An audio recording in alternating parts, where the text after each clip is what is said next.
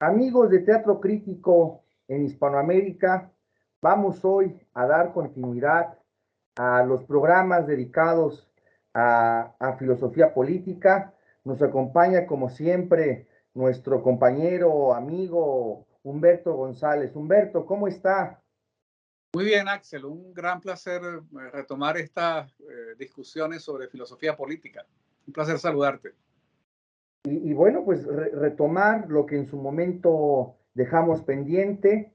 Ha pasado pues un buen espacio desde nuestra última ocasión en que nos vimos, pero bueno, la idea es dar continuidad a lo que de facto se constituyó en un curso, digámoslo así, aunque a veces no quisiera decir curso para no sonar tan formalista y asustar a nuestra audiencia, ¿no? Pero sí una serie de videos, de programas que en esta primera fase se han dedicado en términos generales a exponer elementos centrales de la filosofía política de Gustavo Bueno, pero muy particularmente a los elementos, a las partes más centrales de la teoría del Estado del materialismo filosófico.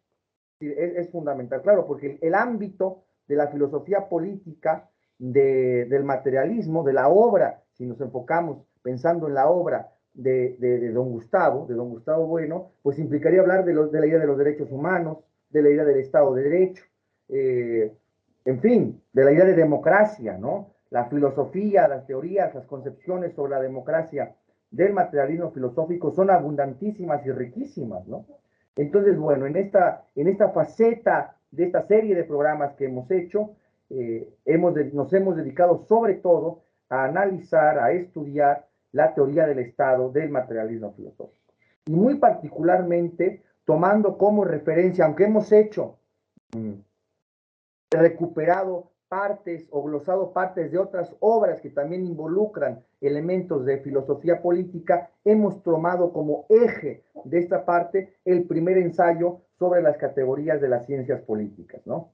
Entonces, bueno, simplemente para hacer un recordatorio a nuestra audiencia, pues hemos grabado, y a quien amablemente había seguido, ¿no? Programa con programa, ¿no? Hemos grabado hasta la última emisión 14 programas que bueno, se dicen fácil, pero en general cada uno tiene una duración de más de una hora y algunos nos llegó a durar 2 horas, ¿no? Entonces, si ponemos un promedio de 2 horas en general, pues suman casi 28 horas, casi 30 horas, ¿no? Entonces, vamos, es un material que, bueno, en la medida de nuestras posibilidades, capacidades, nuestros saberes, pues hemos tratado de exponer y de difundir esta parte de la obra de don Gustavo Bueno. Bueno, simplemente recordar en ese sentido, nuestro primer título, nuestro primer programa se llamó Los saberes de la política, ¿no?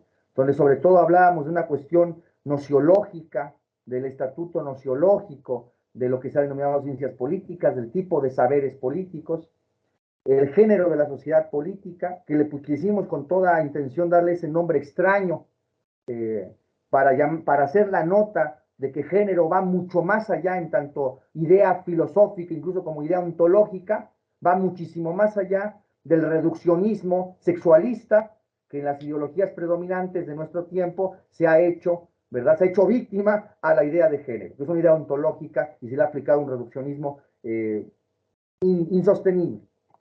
El tercer programa fue sobre el núcleo de la sociedad política. El cuarto, dedicamos todo un programa a la idea de eutarxia, ¿no? Parte central, concepto central, categoría central dentro de nuestra teoría política.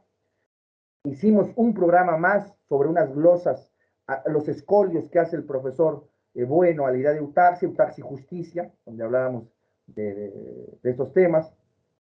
El sexto programa fue el curso de la sociedad política.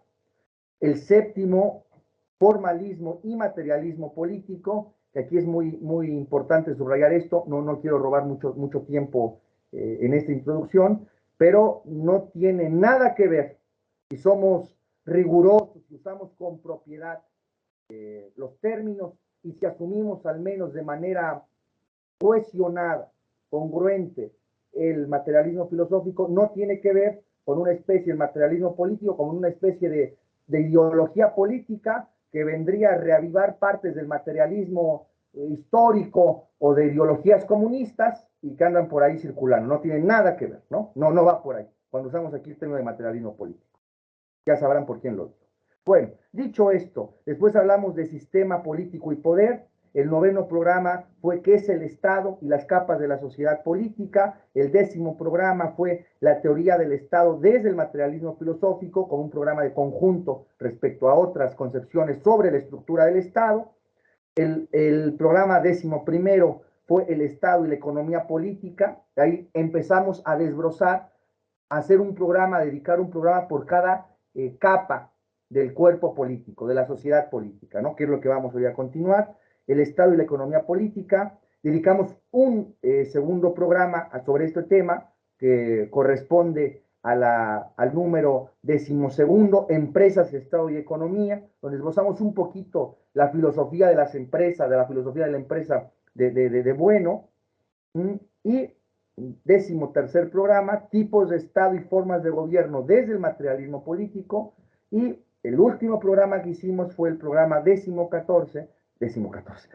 cuarto, décimo cuarto, dedicado a hablar sobre las monarquías, las democracias y las oligarquías desde el materialismo filosófico, ¿no? Analizando, criticando, en el amplio sentido del término, aquella clasificación histórica que nos legó la tradición aristotélica, ¿verdad? Humberto, yo me detengo aquí, perdone que haya un poco abusado exponiendo esto, pero yo quisiera pedirle ahora que nos hiciera un comentario, que es retomamos nuestro andar en esto, sobre cuál ha sido la dinámica del programa, qué utilidad puede tener, los programas que hemos grabado, cómo evalúa, cómo llegamos a este programa 15.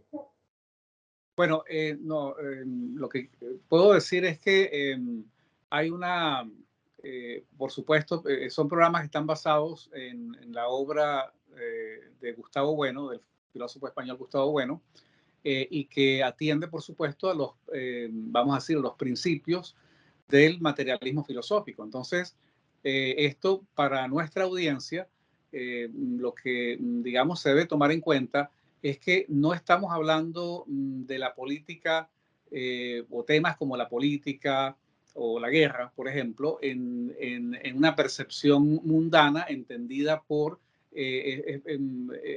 expresiones que son carentes de rigor, vamos a decir, filosófico o científico, si se quiere. Por eso nosotros pues, hemos hecho, vamos a decir, un esfuerzo para trabajar sobre esos textos de Bueno y presentarlos de una manera de poder barrer las sombras de esas percepciones mundanas, de esas denominaciones que hay con respecto a ideas tales como Estado, gobierno, democracia, guerra. Entonces, y también yo creo que si vale en este momento, si cabe hacer un balance, yo diría que el mérito de, bueno, que estas son, vamos a decir, estas son discusiones o son, yo diría que son clases, son interacciones, una donde se ha establecido una serie de contenidos que yo pienso que son sumamente útiles para quienes tienen algún interés por la política.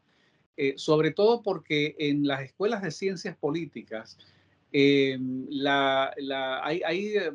digamos, abundante literatura, hay muchos textos que se trabajan, pero quizás también pues desde una perspectiva relativista digamos, de hacer más que todo como una historia de las ideas políticas y no hay, por ejemplo, como lo que yo diría que es el mérito, la novedad que nos trae el profesor Gustavo Bueno, que es definir, por ejemplo, que, bueno, para hablar de ciencias políticas, por ejemplo, o hablar de la política, necesariamente hay que hablar del Estado. O sea, la discusión y todo el proceso, digamos, de los contenidos están asociados a la figura del Estado.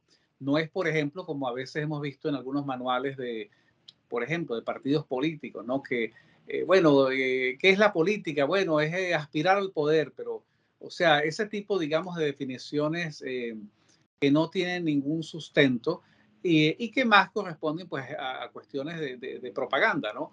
Lo que estamos haciendo acá, y también vale, si vale la expresión o digamos este comentario, son materiales, son contenidos que para una persona que esté, independientemente de que esté defendiendo una u otra posición político o partidista, creo que en algún momento nosotros también discutimos algo sobre el tema de las izquierdas y las derechas, pero lo que quiero significar es que una persona que esté haciendo política desde alguna modulación de la izquierda o desde alguna modulación de la derecha puede encontrar estos contenidos sumamente útiles, porque son contenidos que permiten establecer una caracterización, vamos a decir, con más rigor, de categorías, como las denomina Gustavo Bueno, de las ciencias políticas, que son, digamos, de estudio obligante para cualquier persona pues, que esté participando en el quehacer político. Entonces,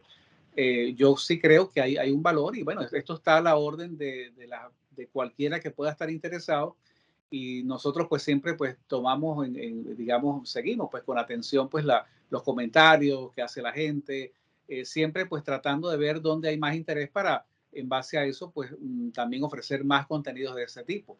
Yo creo que el valor es extraordinario y pienso que más adelante pues podemos seguir, digamos, desarrollando y trabajando pues en base a otros textos, a otros contenidos que fueron escritos en su momento por Gustavo Bueno. Muchísimas gracias, Humberto. Bueno, pues dicho esto, vamos a proceder a exponer ahora pues el tema que hoy nos convoca, ¿no? Dada esta primera introducción, que bueno, necesariamente tenía que llevar un poquito de tiempo en tanto retomamos nuestro programa. Bueno, pues dicho esto, avisar a nuestra audiencia, quien amablemente había seguido la serie de programas que vamos realizando, que bueno, vamos a retomarlos, vamos a dar un cierre, digámoslo así, desde un punto de vista expositivo de las exposiciones que hemos hecho al tratamiento de esa obra, del primer ensayo sobre las categorías de la ciencia política, que bueno, en términos generales, a partir del programa anterior, unos cuantos atrás, habíamos visto en términos generales y lo habíamos completado prácticamente en términos generales, ¿no? Lo cual nos daba pues un gusto tremendo. Bueno, las razones por las que llevamos a posponer un poco la grabación, bueno, se deben a muy variadas, en fin, a veces son las tragedias intrínsecas, ¿verdad?, que van sucediendo en la vida, en el curso de la vida, y que bueno, ante eso, bueno, pues nada, hay que continuar y hacer lo que corresponde nuestra labor. Bueno, dicho esto, hoy vamos a dar precisamente continuación en el último punto en el que quedamos del video. Es decir, ¿qué veníamos haciendo a partir de este momento? Lo que veníamos haciendo era, para desarrollar con mayor amplitud la teoría del Estado, sobre todo referido al cuerpo político, lo que hemos dicho de las capas de la sociedad política, pues lo que habíamos venido haciendo era hacer un programa analizando, desarrollando los elementos conformantes y las involucraciones conceptuales, teóricas, que implicaba hablar por cada una de las capas. Es decir, dedicamos un programa, dos, a desarrollar la idea de la capa conjuntiva, sus componentes, su definición, en fin, la clasificación de los regímenes políticos, dos programas en realidad, hablar sobre la capa basal, es decir, sobre la economía política, al que dedicamos ese programa, precisamente economía política y sobre la idea de las empresas.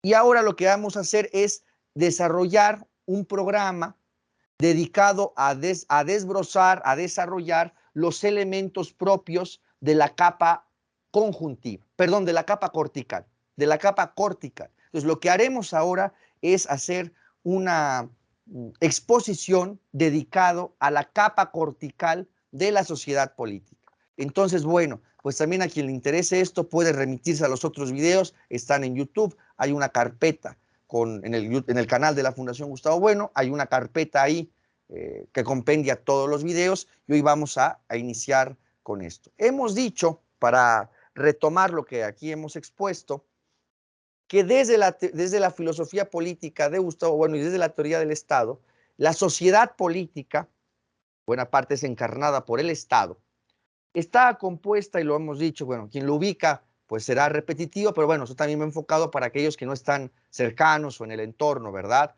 Que no conocen por mayor medida o desarrollo la teoría del estado de bueno. Pues habíamos dicho que la sociedad política estaba dividida en 3 capas, ¿no?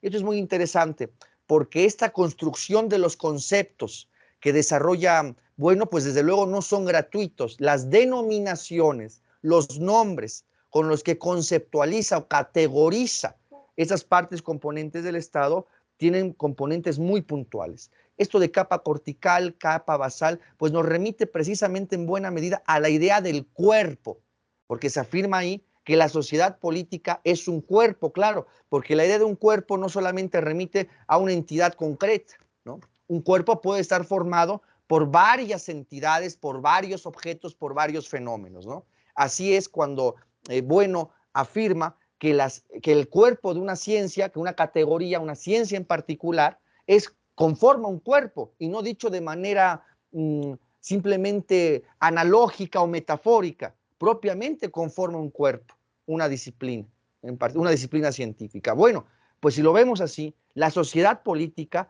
también está constituida como un cuerpo. Por eso, si analizamos o si pensamos un poco en la idea de cuerpo, porque es una idea a escala ontológica, es una idea filosófica la idea de cuerpo, pues en primer término va muchísimo más allá. Generalmente cuando se dice cuerpo perdón que lo diga así, en el ambiente universitario vulgar, y más ahora con los estudios del llamado género, ¿verdad? Y toda esta ideología en torno al feminismo y etcétera, pues el cuerpo lo reducen a las entidades corpóreas de las personas, ¿no? Y ahí se acaba el concepto ahí acaba la idea de cuerpo. Es un concepto acaso biológico, etcétera, pero la idea de cuerpo es eso, es una idea que va más allá de las categorías científicas y se perfila a una escala ontológica. Bueno, dicho esto, así también la sociedad política constituye un cuerpo. De ahí que se pueda entender también como un tejido compuesto por varios elementos y por varias capas. De ahí también el término, varias capas, ¿no? La capa conjuntiva, pues son términos que, digamos, en su origen, en su denominación, pues tienen una relación con la fisiología, ¿no? Precisamente al hablar de un cuerpo humano. Pero esto va, bueno, un cuerpo orgánico, en fin, animal, etcétera. Pero lo que vemos aquí es que tiene esas imbricaciones lógicas, ¿no? Que son esas denominaciones, que no son gratuitas. Porque alguien puede preguntar, ¿de dónde surge? ¿Por qué conjuntivo? ¿Por qué cortical? ¿No? Y claro, es válido y nos permite ahondar más en la construcción del sistema filosófico bueno, en este caso, en lo referido a su teoría política. Bueno, dicho esto, de ahí también esta idea de conjuntivo, un tejido conjuntivo, que es un término que se usa en fisiología, en biología. Bueno, pero al margen de esto, esto claro, nunca hay que confundirlo con suponer que es una especie de positivismo, eso para nada. No, no tiene nada que ver, ¿no? Simplemente es con esas, más bien va más allá todavía, o tiene que ver con las analogías que se pueden establecer entre entidades diferentes, evidentemente, fenómenos diferentes, entidades diferentes, cuerpos diferentes, pero que convergen en determinados puntos a escala conceptual o definicional, ¿no? Como la idea de cuerpo. La ciencia, una ciencia en particular es un cuerpo, propiamente dicho es un cuerpo, y también se puede entender como un cuerpo a la sociedad política, el cuerpo del Estado. Dicho esto, ¿no? Muy bien. Bueno, esto era algo necesario, tal vez y un poco interesante. Dicho esto, hablaremos hoy de la capa cortical. Y justamente cortical nos lleva a ponernos a nivel léxico al término de corteza, es decir, a las interacciones, a las relaciones que se pueden dar entre dos cuerpos o conjunto de tejidos, ¿no? En este caso, entre dos cuerpos, ¿de qué tipo? Entre dos cuerpos políticos, es decir, en otras palabras, entre la sociedad política y otras sociedades políticas u otras sociedades que no forman parte de ese cuerpo político de referencia. Es decir, en términos llanos, aunque no reductibles, podríamos decir que esto está compuesta, esta carpa es el entramado de las relaciones internacionales, justamente. Es decir, la capa cortical estaría constituida por el entramado de las relaciones, de las interacciones y de las vinculaciones que se dan entre las sociedades políticas, porque ninguna sociedad política, ningún Estado está aislado. Ningún Estado está aislado. Está rodeado necesariamente, pensemos ya a esta escala geográfica, cartográfica en un mapa, está rodeado por un entorno, está rodeada por otros estados y claro, esta relación de contigüidad a escala territorial pues no se reduce, ¿no? Porque claro que hay una interacción política, por ejemplo, en este momento entre Estados Unidos y Rusia, ¿no? Y propiamente pues no decimos que sean contiguos a escala territorial, pero el conflicto y la vinculación, la interacción que se ve pues es manifiesta y evidente en estos días, ¿no? Bueno, en ese sentido deben ustedes recordar, nuestra audiencia, que hablábamos de 3 ramas del poder también, del poder político, que se definían o se denominaban de la siguiente manera: el poder estructurativo, el poder operativo y el poder determinativo. Eso es muy importante. Bueno, esas 3 ramas del poder también se van evidentemente a poder identificar, a poder categorizar dentro de la capa cortical. Entonces, ahora si me lo permite, señor Humberto, voy a compartir. Se ve en pantalla, me parece. Parece que no sale, ¿verdad? No, sí, yo la veo. ¿Usted la ve? Yo la veo en la pantalla mía, pero hay un cuadrito allí en la parte superior derecha, gris. Gris, pero no se ve muy bien del todo, ¿verdad? No, bueno, se ve la lámina, ¿no? Dice el cuerpo de la sociedad política. Ah, bien, pero usted la ve, ¿verdad? Ah, Sí, sí. se ve. Ah, perfecto. Bueno, eso se edita, no se preocupe. Ahí se ve el cuadro. Claro, es decir, claro, cambia el diseño de cómo te aparece en Zoom en cómo te aparece en Skype, ¿no? Sí, pero hay un cuadrito allí gris en la parte superior derecha que está como, eso, ahí donde tienes el, Ajá. Ya no, ya ahorita ya no, ¿verdad? perfecto, ya está hacia arriba, por lo menos. Ahí ya se ve bien. Ya se ve bien. Perfecto. Bueno, esto se corta y ya está. Bien. Entonces, a ver, retomo. Entonces, ahora, pues vamos a compartir para retomar lo que veníamos exponiendo, pues recordar este modelo sobre la sociedad política que nos ofrece Bueno en su teoría del Estado. Vamos a posicionarnos en la capa cortical, aquí la columna penúltima del lado derecho, y nos dice capa cortical. Bueno, el poder operativo remite a, precisamente operativo viene de operaciones, es decir, a la capacidad que se tiene para ejecutar un conjunto de operaciones referidas a la capa cortical. Y aquí el caso más claro de este poder operativo en el ámbito de la capa cortical, pues lo encontramos en el poder militar. Es decir, y aquí es donde ahora vendremos con el segundo tema de nuestro programa referido a la idea general de guerra, a la idea filosófica de guerra. Entonces, un elemento, como podemos pensar, fundamental, característico, casi que fundante, por decirlo así, dentro de las relaciones, de las vinculaciones que se dan entre distintas sociedades políticas, pues es el de la capa, es el del poder militar. Es el del poder militar. Bien. En el poder estructurativo, que es dentro de la capa cortical, vemos aquí el término de poder federativo y se pone como ejemplos el comercio, evidentemente aquí a escala internacional, y el contrabando.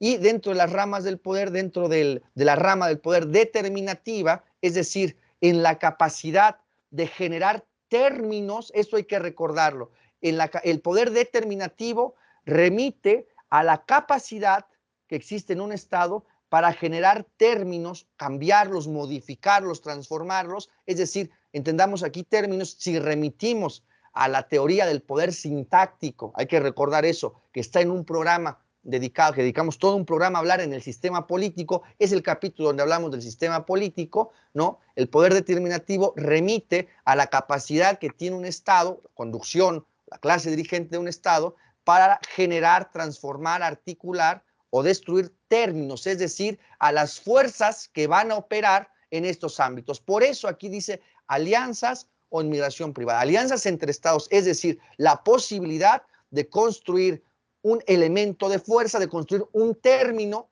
¿verdad? De una fuerza de alianza, no sé, pues las que puedan resultar, dos estados entran en guerra y las alianzas que pueda hacer un estado con otro estado para hacer frente a la agresión o responder a el conflicto respectivo. Bueno, aquí simplemente es para recordar estas consideraciones que hemos hecho y bueno, volvemos a nuestros rostros. Bueno, en suma, para dar la palabra a Humberto y no yo monopolizar aquí el tiempo que disponemos, hay que recordar también, entonces, recapitulando lo que hemos venido haciendo, que la capa cortical, por tanto, recuerden ustedes que el cuerpo de la sociedad política pues se dibujaba, se establecía, se perfilaba evidentemente en el espacio antropológico. Recordarán ustedes ese espacio antropológico, digamos que es el ámbito de las distintas interacciones, relaciones, vinculaciones que existen entre los seres humanos y las otras entidades, fenómenos que los rodean, ¿no? Que son, en este caso, tres, recordarán ustedes, ¿no? En ese sentido, decíamos que también las capas tenían cierta identificación, cierta correspondencia, digámoslo así, cierta correspondencia con esos ejes, con el eje circular, el eje radial y el eje angular. Por ejemplo, de la capa basal, que fundamentalmente hay que entenderla como una capa energética rodeada por los recursos naturales, tierra, herramienta, pero también las fábricas, la siderurgia, las fundidoras, etcétera, ¿no? Pues eso se perfilaba, se dibujaba sobre el eje radial, ustedes recordarán, ¿no? Relaciones con elementos de la naturaleza, con los recursos naturales, etcétera. El eje circular, en buena medida, se perfilaba sobre todo a partir de la capa conjuntiva y, claro, yo creo que aquí nos sonará que el eje angular, que podemos definirlo de manera rápida como el ámbito de las relaciones de los seres humanos con entidades personales no humanas, digámoslo así. ¿Qué es eso de entidades personales no humanas? Yo creo que la referencia más clara es con aspectos de las divinidades, con los númenes que están allí. Eso nos mete de lleno en el ámbito religioso. Y eso es una cuestión muy interesante. Yo quiero detenerme aquí, Humberto, en esta conceptualización que hice para que usted nos dé unas impresiones sobre esto, agregue algo y sigamos avanzando sobre nuestro programa, Humberto. Lo escuchamos. Sí, no, simplemente yo acotaría un poco para completar la idea, la última idea que tú estabas señalando, ¿no? Que justamente en el eje, digamos, angular del espacio antropológico, esas relaciones que sean entre seres humanos y entidades, con relaciones con entidades no humanas, sí hay una correspondencia con digamos, la capa cortical de la sociedad política, porque según lo que, bueno, desarrolla, pues hay una cierta, en esa, digamos, en esa capa, pues están justamente las relaciones internacionales, el derecho internacional, las relaciones entre estados, ¿verdad? Por supuesto, los ejércitos, ¿no? O instituciones como la guerra. Entonces, claro, un poco la interpretación no, vamos a decir, en un sentido no puede ser literal, sino más bien con en el sentido más filosófico, por las ideas pues, que están, o vamos a decir, el entretejimiento o la simploquía de ideas que están allí, que están en juego. Y por supuesto, esto pues digamos, en ese contexto de digamos, de una serie, de unas capas que conforman pues al Estado. Esto en el caso de la capa cortical, sería, o sea, están indicados según el primer ensayo de las categorías de las ciencias políticas, como el poder militar, el federativo y el diplomático, que ya pues tú los has explicado suficientemente. Muy bien, Humberto. Pues sí, en efecto, esto nos viene a nutrir lo que estábamos diciendo. Entonces, para seguir avanzando en nuestra exposición, vamos ahora a compendiar lo que hasta ahora hemos dicho. Entonces, la capa cortical, y esto lo hablamos cuando nos referíamos a cómo surge el cuerpo de la sociedad política en el programa 3, 4, por ahí, decíamos que se perfila en buena medida sobre ese eje angular. Ahora, en términos generales, hay dos elementos, digámoslo así, compendiando, términos, insisto, generales, en los que se podían clasificar a esta escala este tipo de componentes o elementos en los que entran en interacción de una sociedad política con otra. Lo primero que decíamos eran esas entidades personales no humanas, que es algo muy interesante. Recuerden, esto también nos remite a la idea del materialismo político, que fundamentalmente se refiere a que el Estado, la sociedad política, no solamente remite al eje circular, a las meras relaciones entre los seres humanos, entre los sujetos, entre los hombres, sino que también deben integrarse necesariamente los elementos, los fenómenos, los componentes que se dibujan en el eje también radial y en el eje angular, como lo estábamos diciendo ahora. Ahora recordando, es muy interesante, como una nota recordatoria, que la filosofía política de San Agustín, al meter tanto el aspecto o los elementos que corresponden a ese eje angular, pues terminaba constituyéndose desde esa perspectiva que el materialismo político corresponde a aquellas filosofías políticas, en términos generales, que incorpora a los elementos y componentes del eje radial y del eje angular, y no solamente circular, eso es lo más interesante, pues se lo consideraba como una concepción dentro del materialismo político, al no caer en el formalismo de reducir la política a la simplemente ámbito de las relaciones entre hombres, valga decir al eje circular, ¿no? Entonces, bueno, usamos ya esta terminología, estas ideas, porque bueno, ya hemos avanzado en nuestro curso. Si de pronto suena extraño, bueno, los remitimos a la enciclopedia Simploqué, que también es muy buena, o como primera introducción, y si no, al diccionario filosófico de García Pelayo, ¿verdad? De Pelayo García Sierra, o a los otros programas que hemos grabado nosotros también. Bueno, dicho esto, entonces, bien, en ese sentido, esta capa cortical que se dibuja sobre este eje angular, pues claro, también implica, obviamente, no solamente estas entidades o estas divinidades, que ahora lo vamos a desarrollar un poquito, sino también a otros sujetos humanos externos a la sociedad política de referencia en la que estemos. Es decir, son los sujetos, son los hombres ajenos a la sociedad política que se tome como referencia. Eso es muy importante. La idea de extranjero, ahí viene fundamentalmente. Ahora, las páginas que dedica don Gustavo Bueno en el primer ensayo a la capa cortical comienzan diciendo lo siguiente, que es importante la consideración de estas divinidades al hablar de la capa cortical, y es verdad, de manera más concreta, más directa, que podemos identificar cuántos casos no podemos señalar en donde se apeló, por ejemplo, al derecho divino, cuando se fueron construyendo las monarquías absolutistas, ¿no? O a esas discusiones doctrinales sobre de dónde provenía la soberanía, de dónde provenía el poder político, ¿no? Claro, ahí es una buena diferenciación entre las concepciones propias del antiguo régimen y las que vendrán después con la idea de la soberanía nacional. Eso ya cambia mucho, ¿no?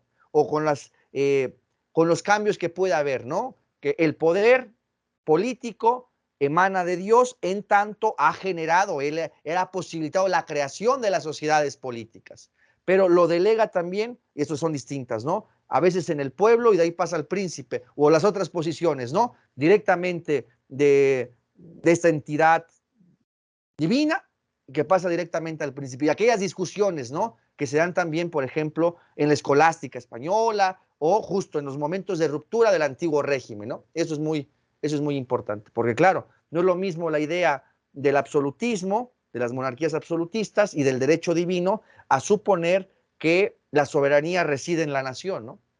Como ya lo decía también la Revolución Liberal Española con la Constitución de 1812, ¿no? Porque a veces en ese mito, perdón que añada esto, no quiero divagar, pero en ese mito de la Ilustración se piense o se asume que por ejemplo, toda la tradición escolástica española, pues es una especie de oscurantismo y de culto al absolutismo, nada más verdadero, ¿no? Nada más falso, quiero decir. Ya, por ejemplo, el magnicidio, ¿no? El regicidio que, por ejemplo, el padre Mariana autoriza si el monarca entrega el reino o deviene en tiranía, ¿no? Bueno, dicho esta pequeña nota, por tanto, también están presentes estos casos. O bueno, podemos referirnos a los otros en donde los propios conductores del Estado, los propios jefes del Estado se asumen o se divinizan, ¿no? Es el caso de los emperadores romanos, ¿no? ¿Cuántos no se divinizaron? El divinio Julio, ¿no? El divino Octavio, es decir, que cayeron en rangos de semidioses, ¿no? Por muchas razones, sea para aumentar la capacidad de actuación o de poder sobre los súbditos o incluso frente a otros pueblos, ¿no? Es decir, nosotros estamos protegidos por fuerzas suprahumanas, ¿no? Entonces, bueno, en ese sentido, para no confundir a nuestra audiencia y se piense, caray, aquí suena a teología política, no, en ese sentido decimos que hay esta vinculación con esas entidades personales no humanas, ¿no? Es decir, bajo esta perspectiva, y que no se puede omitir, y que en esto reside la riqueza del materialismo político frente a las tendencias formalistas en teoría política. Bueno, dicho esto, pasemos ahora a hablar, a desarrollar un poco más los componentes de la capa cortical. Hemos dicho que en este caso el profesor Bueno señala las siguientes denominaciones: el poder militar, el poder federativo y el poder diplomático. Vamos a dejar al final, es decir, de este comentario que hago, las referencias al poder militar, porque involucraremos, lo adelanto desde ahora, para ir perfilando la parte central del programa, en ese sentido, hablar de la guerra, ¿no? Y ahí Humberto será quien nos exponga esto, esta idea que construye Bueno, esta idea filosófica de guerra, ¿no? Que es tan rica y que sobre todo está pues presente en el libro La Vuelta a la Caverna, Terrorismo, Guerra y Globalización. Bueno, pero previo a la exposición que ahora nos realizará Humberto, digamos 3, 4 palabras respecto al poder militar, perdón, respecto al poder federativo y al poder diplomático. Bajo la perspectiva de Bueno, podemos identificar los siguientes elementos. El poder federativo estaría compuesto por el comercio y el contrabando, y aquí es interesante de cara a nuestra audiencia. El profesor Bueno añade algunos elementos en el panfleto contra la democracia realmente existente. Recordemos que hay dos tablas, que podemos encontrar dos tablas en cuanto esquema expositivo de las capas y de las ramas del poder político. La primera se presenta en el primer ensayo sobre las categorías de la ciencia política, y hay una segunda tabla que también construye el maestro Bueno. Evidentemente, las tesis centrales son las mismas, naturalmente, evidentemente, pero se hacen algunos añadidos, es decir, el maestro nos nutre más con otros elementos, el profesor Bueno. En esa suma de elementos, en ese agregado de ciertas posiciones o de esos elementos, bueno, pues está esto, ¿no? El poder federativo. Miren, el poder federativo, en la tabla que está presente en el panfleto contra la democracia realmente existente, ahí, por ejemplo, se habla del comercio y del contrabando. Y respecto al poder diplomático, por ejemplo, el profesor Bueno se refería en el primer ensayo, sobre todo referido en la capacidad de construir o destruir los términos que están presentes en la vida política, de a quién considera una sociedad política extranjero dentro de su territorio, ¿no? Y cómo lo puede expulsar. Entonces, recordemos, dentro del poder diplomático, que es una de las ramas dentro de la capa cortical, pues implica la capacidad también de poder hacer alianzas con otros estados o con otras sociedades políticas. Eso es muy importante, lo que decíamos hace un momento. Esto, bueno, es muy identificable encontrar casos, ¿no? En la Primera Guerra Mundial, ya los bloques de poder, las alianzas entre estados, se habían forjado mucho antes de que estallara el conflicto en 1914, ¿no? La llamada Triple Alianza que había ya construido perdón, Bismarck, en su cargo de canciller, bueno, de alianza entre el Imperio Alemán recién construido y el Imperio Austrohúngaro, por ejemplo, ¿no? Ya se estaban construyendo. La llamada Triple Entente, fundamentalmente entre Francia, Inglaterra, que luego se sumará, bueno, también Rusia, etcétera, pues ya se estaba forjado ya desde 1906, por ahí, ¿no? Mucho antes. Es decir, a esto nos referimos, con esas alianzas que se puedan establecer, y no necesariamente en un contexto de conflicto militar, tal vez previo, ¿no? Pero se dan sin que el conflicto estallará, pero se pueden ir forjando previo a estos escenarios. Bueno, para seguir desarrollando y no abusar del tiempo, también podemos agregar en ese sentido, claro, ¿por qué poder diplomático? Y claro, necesariamente al hablar de la capa cortical, pues ello implica también la diplomacia en el sentido general que entendemos, ¿no? Como ese también conjunto de operaciones que implica todo el aparato de embajadores, de consulados, de operaciones encubiertas, de agregados militares, de cumbres. Claro, por eso hablamos de alianza. Cuando se hacen cumbres, la idea es cerrar o promover o tratar de llegar a acuerdos entre distintos estados, ¿no? La cumbre de Norteamérica, ¿no? Que yo creo que es lesiva para el interés nacional mexicano, que ahora el presidente López Obrador está promoviendo, yo creo que en contra del interés nacional, lo pensábamos nacionalista, pero bueno, ya vemos que no es así, es la continuidad de una política panamericanista que bloquea la unidad, la idea de la unidad, de un proyecto de unidad hispanoamericana, así las cosas, para los desengañados o los que todavía están ahí confundidos, eso en el caso muy particular mío, ¿verdad? Mexicano. Bueno, pues ahí está, como con esas operaciones diplomáticas destinadas a las alianzas. Por eso, cuando el profesor Bueno habla de alianzas, lo pone dentro del ámbito de la diplomacia, del poder diplomático, en ese sentido. Bueno, no quiero dilatarme más. Para cerrar esta intervención mía y que Humberto ahora nos exponga el siguiente punto, el poder federativo. Y aquí quiero decir unas cuantas palabras. Es interesante. El poder federativo, el término así de poder federativo, es interesante porque a escala de la tradición filosófica se puede identificar de manera textual, ¿no? De manera filológica en John Locke de manera muy clara. Seguramente que puede haber ya antecedentes, pero uno muy claro es el de John Locke en el segundo ensayo sobre el gobierno civil, ¿no? Entonces es interesante allí cómo John Locke dice algunas cosas.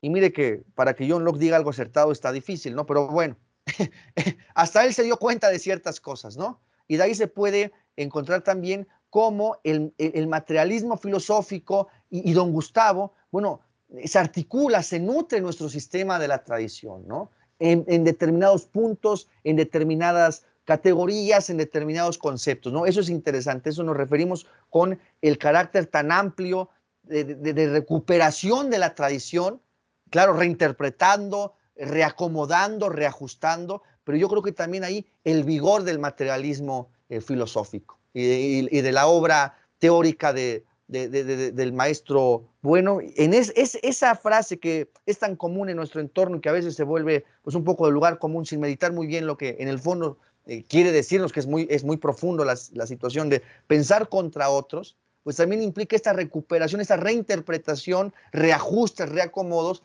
de esta tradición que estamos presentes, ¿no? Por eso es muy difícil a veces cuando se dice cuáles son las fuentes, ¿no?, centrales del materialismo. Hombre, pues es que es muy plural, ¿no?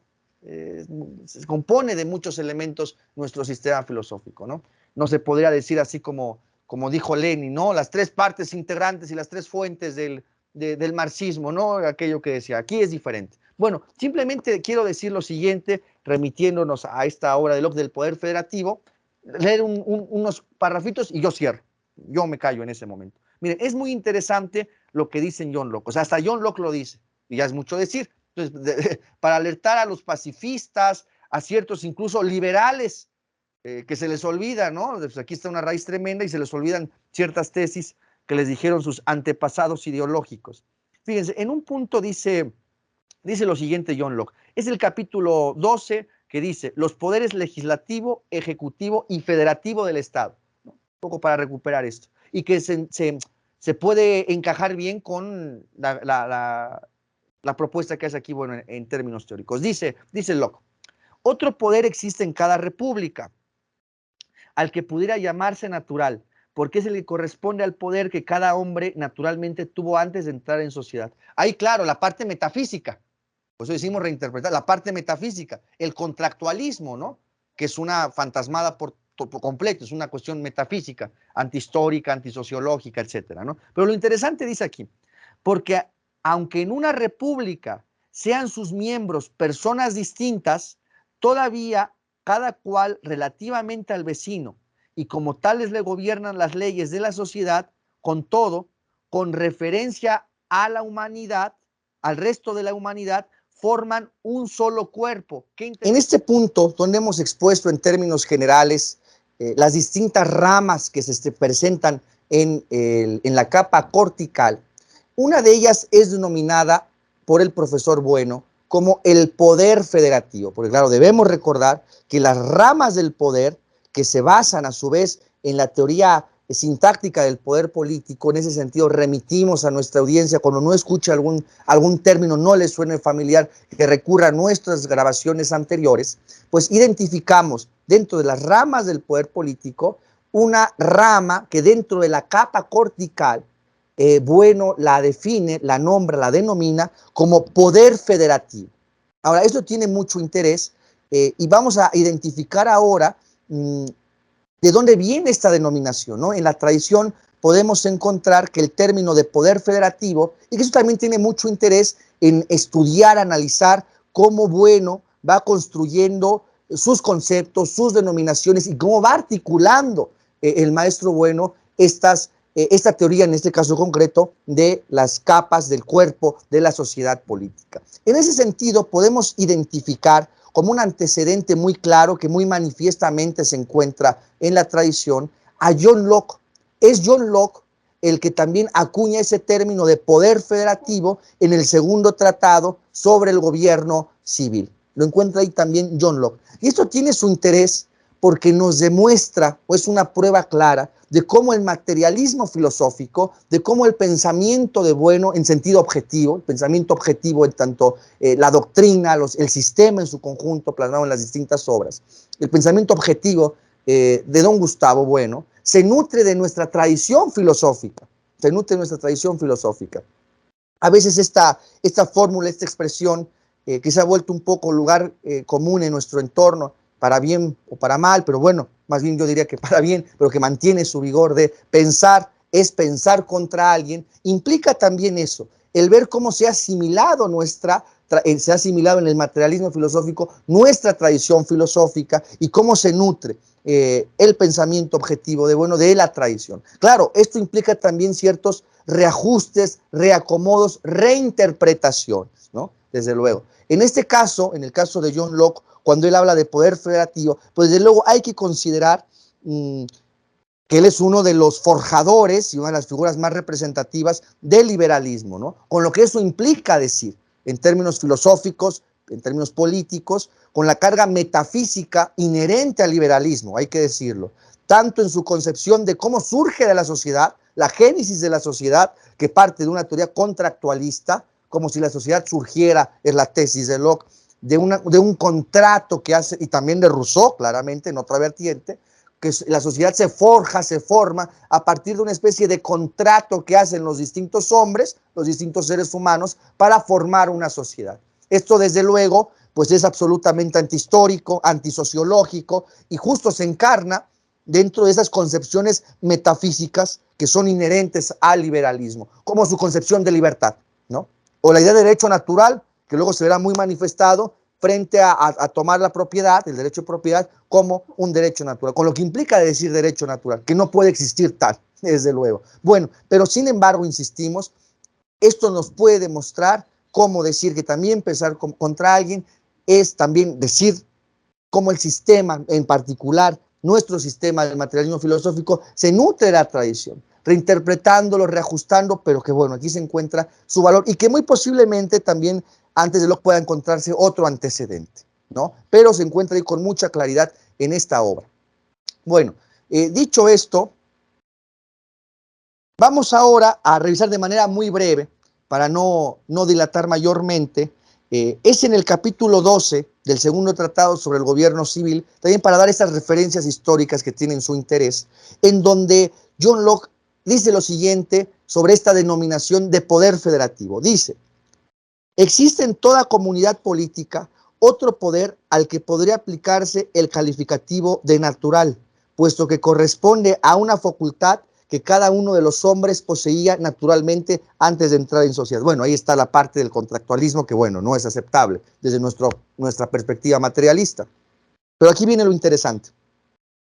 Aunque los miembros de una comunidad política siguen siendo siempre personas distintas y son regidas por las leyes de la sociedad en sus relaciones mutuas, y como tales personas, sin embargo, todos ellos en conjunto y con referencia al resto del género humano, forman un solo cuerpo. Esto tiene mucho interés lo que está diciendo. Lo que está diciendo que una república, aquí en el sentido clásico, originario del término república, que es la constitución de una sociedad política, es el Estado, la res pública, ¿no? Es la sociedad política, que luego ya tomó por el sentido de clasificar a una forma de gobierno y en un primer momento enfrentada a la monarquía, ¿no? Pero el sentido tradicional, clásico de república, remite al cuerpo de la sociedad política, a una sociedad política concretamente. Es el sentido originario del término. Y añade, bueno, eso es lo interesante, está diciendo que esa comunidad forma un cuerpo diferenciado respecto al resto del género humano. Entonces allí, incluso Locke, que ya es mucho decir, identifica esto, ¿no? Que el género humano, por lo tanto, está políticamente dividido, y eso ya cambia, ¿no? Eso ya cambia. Entonces los liberales actuales hasta lo deberían de recuperar, ¿no? Porque luego se les olvida. Hacen vertientes como el anarcocapitalismo y esas vertientes tan extravagantes teóricamente y de cuidado políticamente, ¿no? Dicho sea de paso. Bien. Respecto al género, con referencia al resto del género humano, forman un solo cuerpo. Este cuerpo se haya colocado en relación al resto del género humano, lo que estamos diciendo. Bueno, y dice unas líneas más abajo. Por esa razón, lleva ese poder consigo el derecho de la guerra y de la paz, el de constituir ligas y alianzas, y el de llevar adelante todas las negociaciones que sea preciso realizar con las personas y las comunidades políticas ajenas. A ese poder, si eso parece bien, llamársele federativo. Podría llamársele federativo. Entonces aquí, fíjense, es muy interesante cómo Locke define a lo que estamos diciendo que justamente son los elementos en buena medida que el profesor Bueno está plasmando en el ámbito de la capa cortical y asignando en cierta medida, en ciertos casos, a la idea del poder federativo, a ese concepto. Qué interesante. Repetimos y cerramos esta parte. Dice Locke, por esa razón lleva ese poder consigo el derecho de la guerra y de la paz, el de constituir ligas y alianzas, y el de llevar adelante todas las negociaciones que sea preciso realizar con las personas y las comunidades políticas ajenas. Muy interesante. A ese poder podría, si eso parece bien, llamársele federativo. Para mí el nombre es indiferente, con el que bien comprenda de qué se trata. Es muy interesante, dice que no le importa. Bueno, y dice esto, y con esto cierro esta parte, dice Locke, párrafo abajo, estos dos poderes, el ejecutivo y el federativo, son en sí mismos realmente distintos. Vean qué interesante. Sin embargo, a pesar de que uno de ellos abarca la ejecución de las leyes comunales de la sociedad, que en el interior de las mismas y a todos cuantos la integran, y el otro tiene a su cargo la seguridad y los intereses de la población en el exterior, con respecto a quienes pueden serle útiles o perjudicarles. Ocurre que casi siempre suelen encontrarse reunidos. Qué interesante y qué agudo, aquí hay que reconocer el comentario que hace John Locke. Es decir, finalmente y realmente así sucede, también en la actualidad, es el poder ejecutivo en buena medida el que lleva a cargo o el que lleva adelante la política exterior de un país. Muy interesante.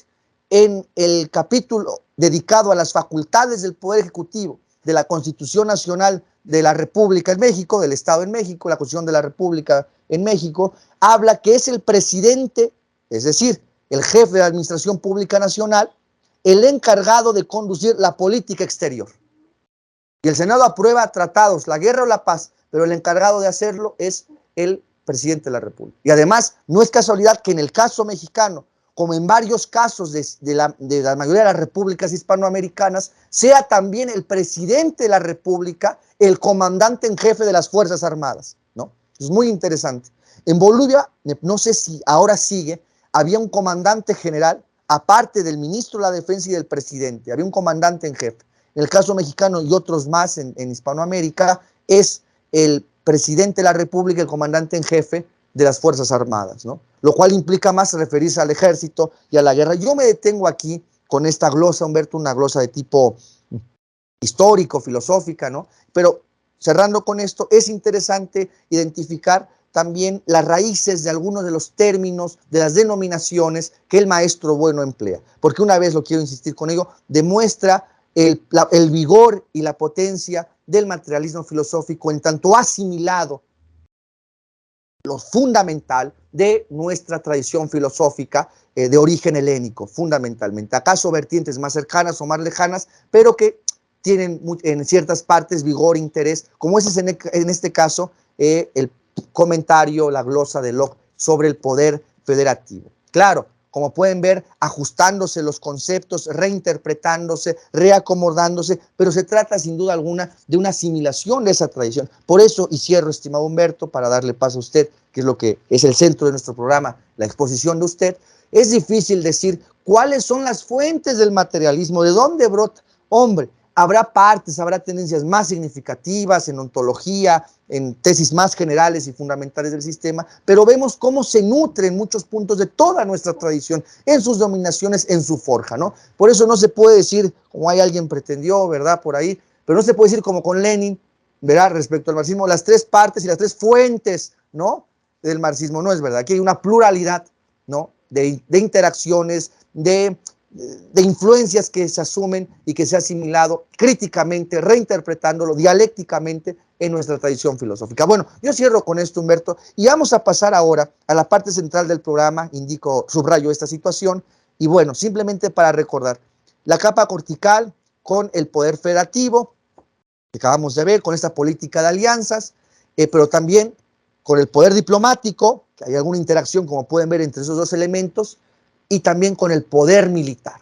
Por lo tanto, dentro de la capa cortical, el tema de la guerra se vuelve fundamental. En ese sentido, Humberto nos expondrá ahora, que es en el fondo la cuestión central del programa, la idea filosófico de guerra. Lo incluimos aquí porque sin duda que una cuestión central que atraviesa las relaciones entre estados es la guerra. Humberto, pues yo le pediría ahora que por favor nos ayudara, nos expusiera, nos nutriera usted con la idea filosófico de guerra en el materialismo filosófico. Adelante, Humberto. Yo tengo unas notas que he tomado de la lectura del libro La Vuelta a la Caverna, Terrorismo, Guerra y Globalización, de Gustavo Bueno. Y sobre esas notas, pues yo puedo más o menos hacer una aproximación para cumplir el objetivo de esta parte del programa, que es acercarnos a la idea político-filosófica de guerra, partiendo pues de los presupuestos que maneja el materialismo filosófico y basado, por supuesto, en los desarrollos pues que hizo en su momento el filósofo Gustavo Bueno. Lo primero que yo pienso que habría que decir un poco para también situar el contexto y conectando con el último comentario que tú hiciste, Axel, es que en el contexto en que estamos dando esta discusión, para el materialismo filosófico, la realidad se presenta como, digamos, es accidentada, son morfologías que están permanentes en una relación o en una confrontación dialéctica. Entonces, por eso a veces, bueno, no a veces, frecuentemente se acude a tratar de identificar estas entidades, estos fenómenos, no solamente en cuanto a una denominación, vamos a decir, desde el punto de vista léxico-gramatical, sino en cuanto a construir pues una idea filosófica de esos fenómenos. Por eso es que a veces pues hay personas, yo he visto en los comentarios que dicen, bueno, pero es que se utilizan, sí, hay palabras que no son, digamos, de uso frecuente, pero que son de uso, vamos a decir, apropiado, pues para caracterizar pues este tipo de situaciones, ¿no?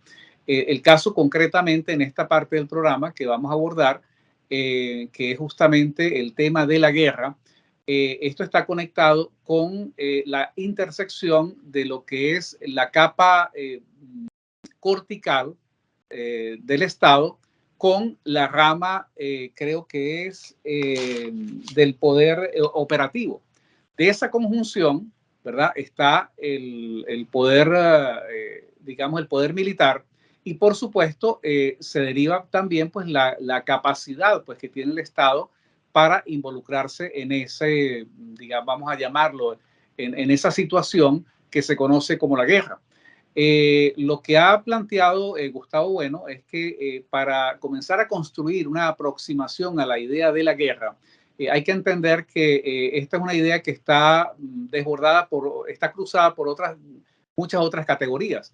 Entonces no se puede hablar solamente de un punto de vista estrictamente, vamos a decir, político, ¿no? Hay consideraciones desde el punto de vista, vamos a decir, etológico, antropológico, económico, religioso. Entonces, al igual que muchos otros fenómenos con los cuales tenemos que enfrentarnos, la guerra está entrecruzada por diferentes categorías. Una de las cosas que también pues comienza a ubicar con mayor precisión el tema es que cuando hablamos de guerra, para reconocer esa connotación de guerra, tienen que darse ciertos presupuestos. Uno de ellos es que la guerra presupone la preexistencia o la existencia de una sociedad política, de un Estado. Esto quiere decir que, y estoy adelantando pues una de las conclusiones que más adelante vamos a explicar, es que necesariamente pues la guerra como tal se da a escala de los estados, no de los individuos. Entonces ya ahí eso pues nos comienza un poco digamos, a plantear, a ubicar con mayor precisión el tema, y establece pues una serie también de consideraciones en cuanto a lo que es la guerra en su expresión, vamos a decir, externa, en su manifestación, en la confrontación de unos estados contra otros, pero también en cuanto a la situación interna. Entonces, por ejemplo, por ejemplo, hablar de quienes, de los ciudadanos de ese estado, ¿verdad?, que van a la guerra, y que no es una opción, ¿no?, sino, y que se puede también entender en dos sentidos, como por una parte como el deber moral o el deber que tiene patriótico ese ciudadano de ir a defender, vamos a decir, la patria, ¿verdad? La patria de sus padres, pero también el imperativo por parte del Estado. Hay un imperativo que no da la opción, ¿verdad? O sea, y frente a ese imperativo, lo único que queda es la traición. O sea, el ciudadano que podría también perfectamente decidir no atender a ese imperativo, desafiar ese imperativo y declararse en rebeldía, lo cual es perfectamente posible. Y bueno, está el fenómeno de las deserciones, la traición. Pero se trata, digamos, de una decisión, ¿verdad?, que el Estado impone y que no le deja al ciudadano o a esa categoría de ciudadanos, pues otra opción que cumplirla, ¿no? Están dentro de las diferentes, digamos, consideraciones que habría que hacer allí. Una de las cosas que también habría que, cuando se habla de guerra, hay que considerar algunos componentes que son importantes. Vamos a decir, uno de ellos es que se requiere de un cuerpo especializado de ciudadanos que se convierten en una clase aparte de la sociedad civil, vamos a llamarlo, de la sociedad política o de quienes están en la capa conjuntiva. Este cuerpo especializado de ciudadanos serían el ejército, los soldados, que van a adquirir una serie de habilidades, de destrezas, que van a requerir una serie de instrumentos, ¿verdad? De armas, de tecnología, que requieren, por supuesto, de un presupuesto, también de una logística, y que van a utilizar pues una serie de planes, de tácticas, de estrategias para cumplir sus objetivos. Esta distinción es importante porque si se compara, por ejemplo, con las sociedades preestatales, con las tribus, ¿verdad? Estamos hablando de que en ese momento sí habían confrontaciones de unas tribus con otras, pero a diferencia de las sociedades estatales, esas tribus no tenían, por ejemplo, un territorio definido. Esas tribus no tenían un ejército como tal, porque normalmente en esos enfrentamientos iba la tribu completa a una confrontación. Entonces no había los ciudadanos que quedan en la reserva. Claro. Justamente la idea del ejército es que no todos los ciudadanos van a la guerra. Está ese cuerpo especializado que va a cumplir pues con esa función especial, y el resto de los ciudadanos pues están en otras funciones que se pueden desagregar en las otras diferentes capas del Estado. Hay gente trabajando en el área económica, hay gente en la capa conjuntiva haciendo otras tareas, pero no es toda la sociedad o todos los ciudadanos que se comprometen en eso, ¿no? Porque hay efectivamente pues una clase que no puede confundirse con el resto de los ciudadanos, que son justamente quienes conforman el ejército. Hay otra consideración que nos parece que es muy importante, y es también pues justamente derivada de esa premisa que la guerra solamente puede entenderse a escala de los estados, y es un concepto que estableció Gustavo Bueno, que es la dialéctica de imperios, la dialéctica de estados y la dialéctica de clases. ¿Por qué esto es importante? Porque este ejército, este cuerpo militar profesional especializado, va a defender un territorio. Ya Axel lo había explicado hace unos minutos, es la capa cortical. Ese territorio tiene que ser defendido, y una vez que ocurre la apropiación, vamos a decir, inicial, ¿verdad?, por parte del Estado de ese territorio, entonces a partir de allí es que, desde la perspectiva nuestra, el materialismo filosófico, es que surgen vamos a llamarle esas apropiaciones internas, que es el surgimiento de territorio, que es el surgimiento, o de la propiedad, que es el surgimiento de las diferentes clases sociales. Esto pues es una distinción sustancial con respecto a la teoría marxista, que establece pues que las clases sociales anteceden pues a la creación del Estado. En nuestro caso, el Estado surge y luego dentro del Estado es que ocurren procesos de apropiación de territorio, de propiedad, que es lo que va configurando estas diferentes clases sociales. Hay otra nota que yo tenía por acá, que nos parece que también es importante, y es con respecto a el objetivo de la guerra, ¿no? ¿Qué es lo que se persigue, ¿no? ¿Cuál es el objetivo? Y desde nuestra perspectiva, pues hay que aclarar que nosotros vemos la guerra como una institución. Es una institución porque es propia de los estados. Esto quiere decir que no tenemos el tabú en cuanto a que la guerra es algo obsceno, es algo que hay que ver con escrúpulos, es simplemente una realidad con la cual hay que trabajar. El objetivo de la guerra es, en una perspectiva, digamos, del Estado que la declara, o del Estado que se defiende, es la eutaxia. El objetivo más importante es mantener la permanencia, la capacidad de ese Estado de replicarse, de sostenerse en el tiempo.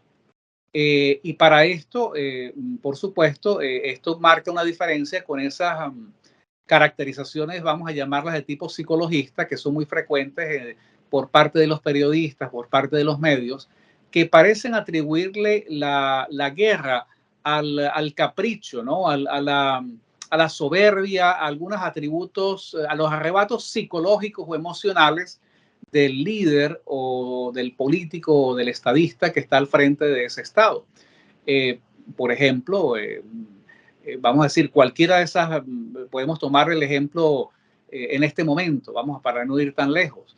La guerra que hay entre Rusia, Ucrania, la participación de Estados Unidos, de los países de la OTAN, de la alianza militar de la OTAN, por ejemplo, podemos decir, utilizando este enfoque que acabo de mencionar, que no sería correcto, como muchas veces leemos por allí, que es que un día Putin se le despertó, enloqueció, y a Putin se le antojó que él, bueno, que él quiere, por un capricho expansionista, imperialista, quiere apropiarse de Ucrania.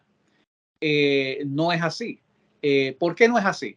Porque desde la perspectiva de Rusia existe una serie de situaciones que para ellos se pueden discutir, podemos estar de acuerdo o en desacuerdo, pero desde la perspectiva de Rusia es vital mantener bajo su control el área que hoy es denominada como Ucrania. ¿Por qué? Porque Rusia ve que en la medida en que sus fronteras se acercan a las fronteras de los países que están en la órbita de la OTAN, en esa misma medida, Rusia ve expuesta su capacidad eutáxica, ve su capacidad defensiva está en peligro. Entonces, cualquiera puede decir, bueno, no, Rusia no tiene nada que temer. Ellos pueden alegar, bueno, ya nos engañaron una vez y nos dijeron que esas fronteras no se iban a correr ni un centímetro, ahora hasta dónde se ha llegado. Pero de la misma manera y siguiendo la misma lógica, podemos decir que desde la perspectiva de Ucrania se trata, bueno, de un Estado que intenta mantener allí su fisonomía. Es un Estado que no tiene, evidentemente, por sí solo no tendría la capacidad militar de enfrentarse a Rusia. Entonces entra en juego esta dialéctica de Estados, ¿no? Donde más pareciera que Ucrania se convierte en un proxy de otros estados. Por ejemplo, no es un secreto, es evidente que Estados Unidos utiliza Ucrania como peón o como, digamos, agente en esta confrontación con Rusia. No sabemos si es una etapa previa a involucrarse directamente, pero es evidente que Estados Unidos está, digamos, alentando esa posición a través de, o esa, digamos, acción en contra de Rusia utilizando a Ucrania. Entonces, de esa manera, y claro, y muchas otras guerras que podemos analizar, no vamos a estar de acuerdo en que es el capricho o hay una explicación, digamos, psicológica, ¿no? Hay razones estrictamente políticas, hay razones geopolíticas, hay razones de dialéctica de imperios, de dialéctica de estados, que determinan que en un momento específico un país, por ejemplo, también podemos decir, siguiendo esa misma línea de análisis, Estados Unidos puede perfectamente invocar que para su seguridad nacional ellos necesitan que, bueno, que Ucrania sea un país independiente y necesita tener bases militares nucleares en Ucrania. Entonces, eso se puede discutir. Pero lo que no se va a discutir es que dentro del ejercicio de la soberanía de cada estado, pues cada estado tiene la capacidad de decidir cuándo comienza y cuándo termina una guerra y en qué condiciones se va a involucrar. Ya hemos comentado algo también, eso es otra de las cosas que surge mucho, que es cuando se acusa a, digamos, en nombre digamos, de ese pacifismo, ¿no? de ese armonismo, en nombre de la paz mundial, ¿no? Se condena, pues, cuando un Estado declara la guerra a otro, pero lo que hay que ver es cuáles son las razones subyacentes para que esto ocurra. O sea, no es por ejemplo, en este caso, siendo reiterativos, pues no es el deseo expansionista de Rusia, de la Rusia imperial, sino hay razones estrictamente de carácter político que determinan que eso sea allí. Una de las cosas que también nos parece interesante es desmitificar, o sea, quitarle el velo a cuando se habla digamos, qué es lo que busca una guerra, ¿no? Y una guerra no puede buscar otra cosa, porque se dice, bueno, es que el objetivo de la guerra es muy común, ¿no? El objetivo de la guerra es la paz. La paz es el periodo que va entre una guerra y otra, ¿no? Pero estos son como sofismas que ocultan la verdadera naturaleza de ese evento, ¿no? El objetivo de la guerra es la victoria de un Estado sobre otro, es la victoria de un Estado y la derrota de otro. O sea, en términos militares es así. No lo vamos a endulzar, no podemos ponerle allí un barniz para hacer la realidad más oscura de lo que aparece. Y por supuesto, bueno, sí, se puede decir, haciendo un juego de palabras, el objetivo de la guerra es la paz del vencedor, que es el que pone las condiciones. Lo vimos en la Segunda Guerra Mundial, es la paz de los que vencen, son los que establecen esa, digamos, en qué condiciones pues, se va a dar toda esa situación. Y por supuesto, este tipo de concepciones a veces conduce a equívocos que, en mi opinión, que son frecuentes y que son repetidos una y otra vez. Cuando se está en el terreno de la propaganda, bueno, uno entiende que circulan, digamos, este tipo de teorías, ¿no? Por ejemplo, de la teoría de una justicia internacional, ¿ok? Pero sabemos, y justamente en base a esto que estamos analizando, que no hay tal justicia internacional, porque no hay un Estado internacional que se superpone sobre los demás Estados. Ahora, ¿qué es lo que hay? Lo que hay es la geopolítica, lo que hay es la dialéctica de imperios, lo que hay es unos imperios y unos estados más poderosos que otros, que cuando hay un conflicto bélico y hay que entrar a discutir la paz, son los estados vencedores los que ponen las condiciones sobre los estados vencidos. Entonces no es cierto que hay un derecho internacional, lo que hay es geopolítica, hay decisiones que a veces para hacerlas más digeribles hay que enmascararlas como derecho, entre comillas, pero no es derecho, es política, ¿no? Hay otra cosa que habíamos anotado por acá, la guerra como la importante se cita mucho también en los artículos de opinión, en los comentarios, ¿no? Por cierto, Clausewitz escribió cosas muy interesantes, pero lo más popular, lo más que se conoce es la guerra es la continuación de la política por otros medios. Y Gustavo Bueno recupera o toma esa, reconociendo el mérito de la claridad militar y política de Clausewitz, pero toma esta frase que ha sido tan trillada y ha sido tan lugar común, porque pareciera no es el sentido que le da Clausewitz cuando se lee esto en el contexto de su libro, pero el sentido que le dan los comentaristas es como queriendo decir, bueno, una vez que se agotan las negociaciones, lo que viene es la guerra. O sea, la guerra es la continuación de lo que políticamente no se pudo resolver, entonces ahora vamos a la guerra. Pero Gustavo Bueno le da la vuelta a esto y él lo enfoca por el lado de la eutaxia, o sea, la guerra es la continuación de la política por otros medios, pero la política en el sentido de la sociedad política, el Estado. Entonces, la guerra lo que busca es justamente el sostenimiento del Estado, la capacidad de mantenerse, de replicarse en el tiempo. Entonces, eso perfectamente, o sea, esa es una justificación que se puede atacar desde muchos otros puntos de vista, pero no desde el punto de vista político y militar, porque efectivamente ese es el fin último que podría perseguir un Estado cuando emprende una guerra. Y yo diría, en medio de estas consideraciones, una consideración, bueno, antes de otro tema que es importante, que es los tipos de guerra. Adelante, Humberto, por favor. Sí, un poco también para insistir y redondear esa idea de que dando nosotros como un hecho, vamos a decir que es evidente que la guerra se da a escala de los estados, no es la voluntad, a veces ni siquiera la voluntad del presidente o de ese comandante en jefe, que tienen la capacidad o la atribución jurídica legal de declarar la guerra, sino hay un conjunto de poderes que están interactuando dentro de ese estado. Hay un congreso, hay una serie de grupos políticos.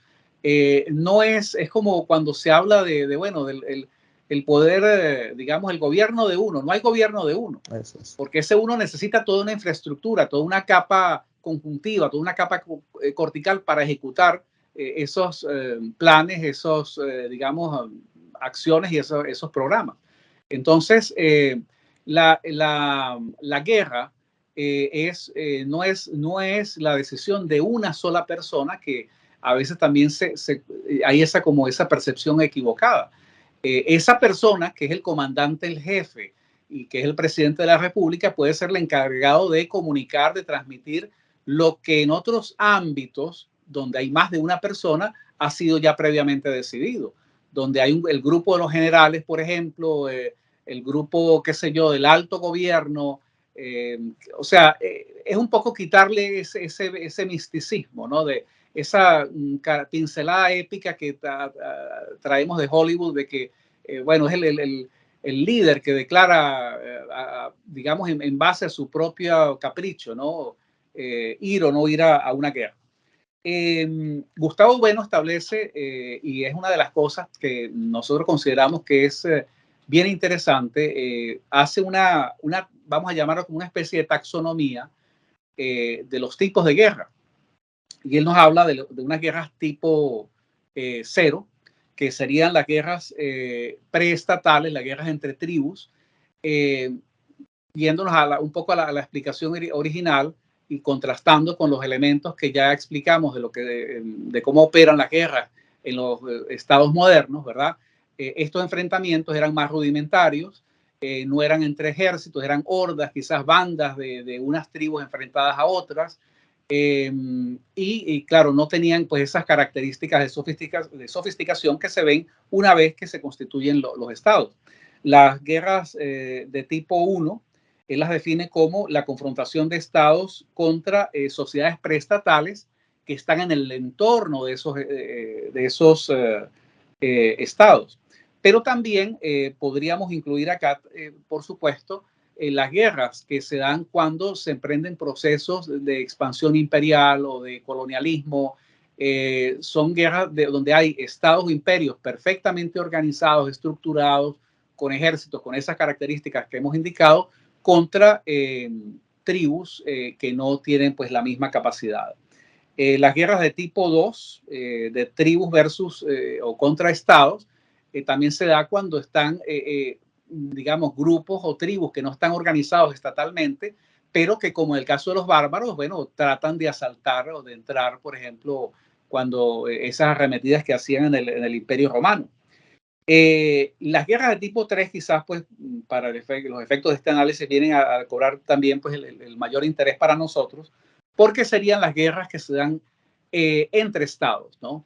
Ya son las guerras entre estados que tienen la capacidad, por lo menos cumplen los requisitos o las partes básicas, que serían tener un cuerpo especializado, un ejército, las armas, tener unos planes, unas estrategias, tener unas tácticas, una logística, y quizás la diferencia estriba entre los diferentes tipos, o sea, los estados que van a estar en esta confrontación, donde la diferencia la podría marcar pues la capacidad, más que todo, yo diría industrial y económica, de unos estados que van a ser más poderosos que otros, y por ese mismo poderío pues tendrán más capacidad de desarrollar tecnología, de acumular recursos, de destinar más recursos para esas acciones de tipo bélico.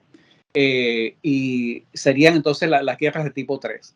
Un cuarto, las guerras de tipo 4 serían lo que Gustavo Bueno denomina como las guerras civiles. Esto también te cobra interés porque hay situaciones que podrían confundirse y lo voy a explicar.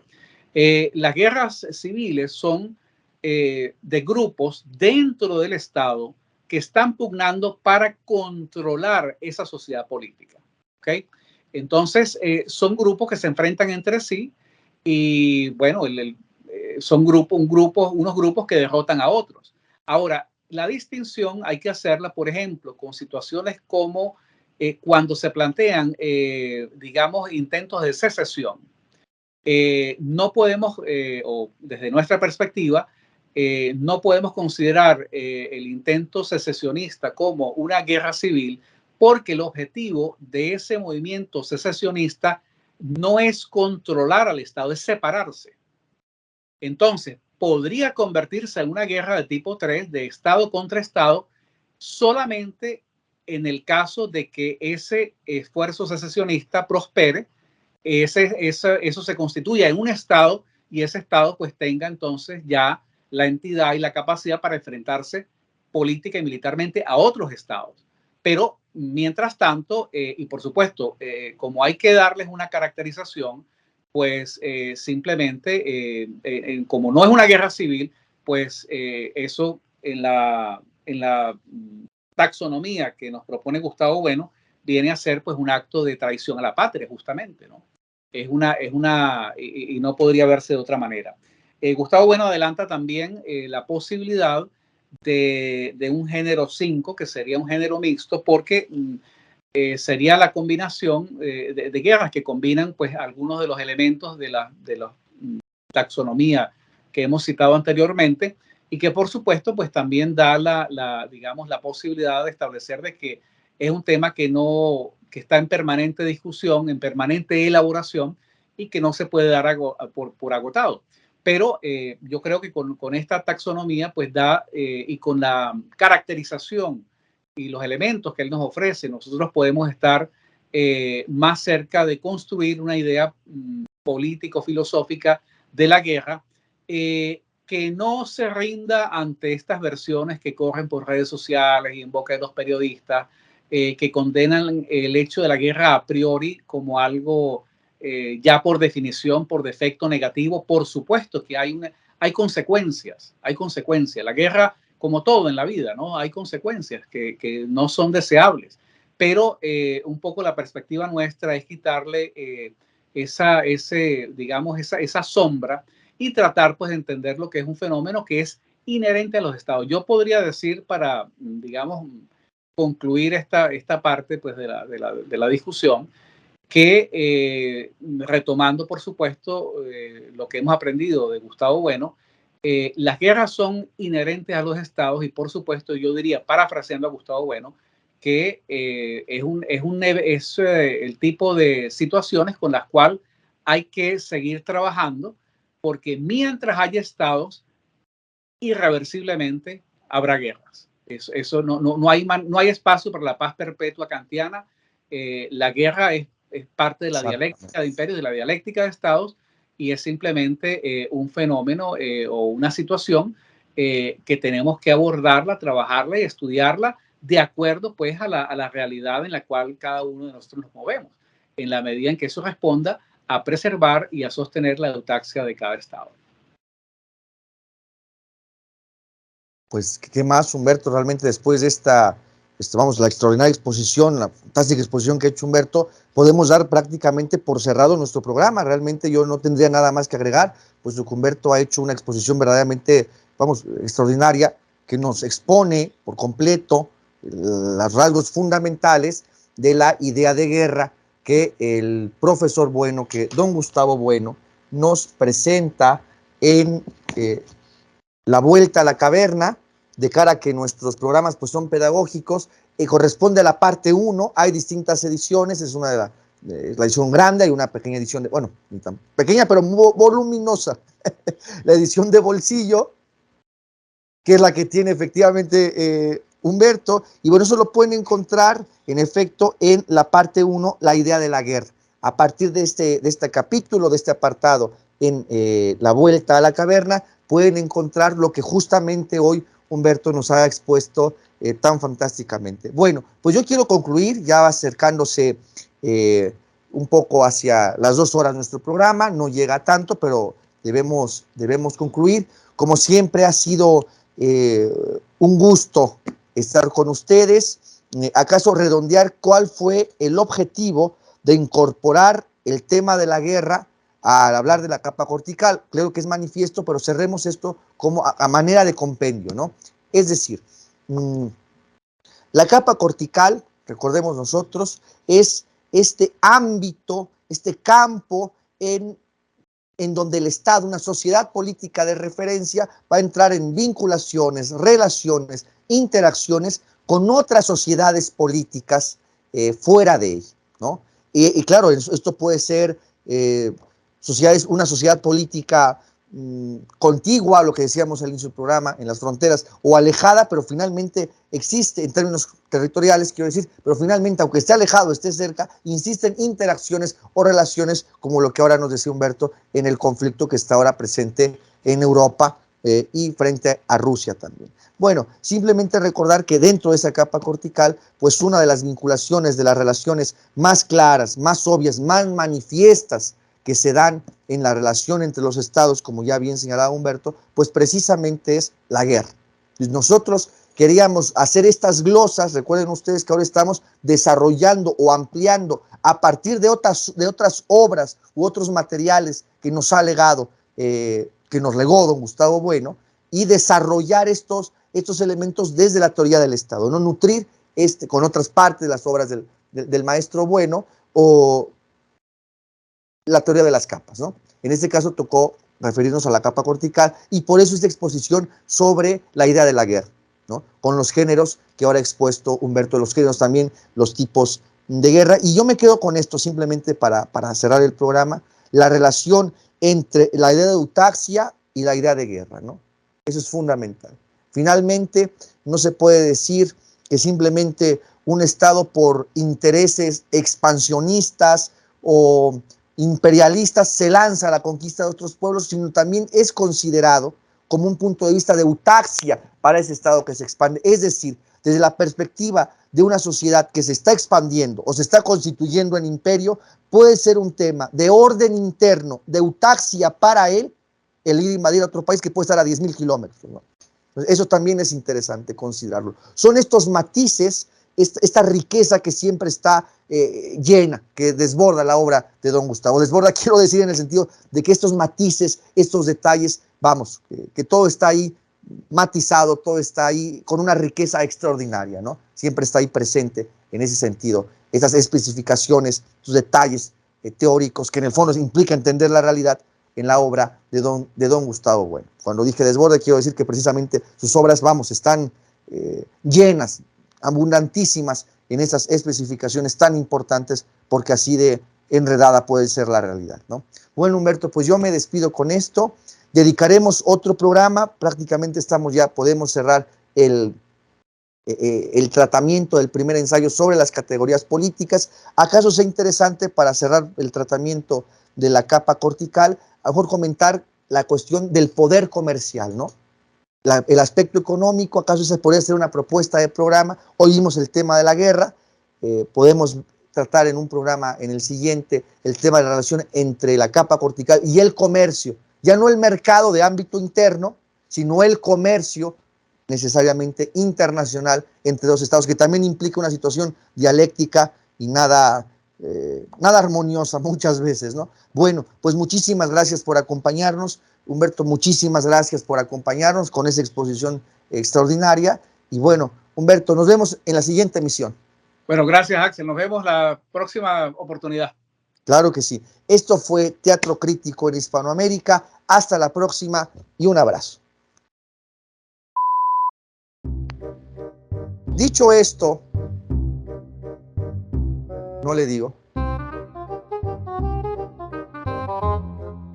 No pasó nada, Humberto. Aquí simplemente es un corte. Pero moví el cable de la cámara web al tomar el libro y se desconectó. Pero no pasa nada. Mira, ahí está. Ese es el corte y se sigue.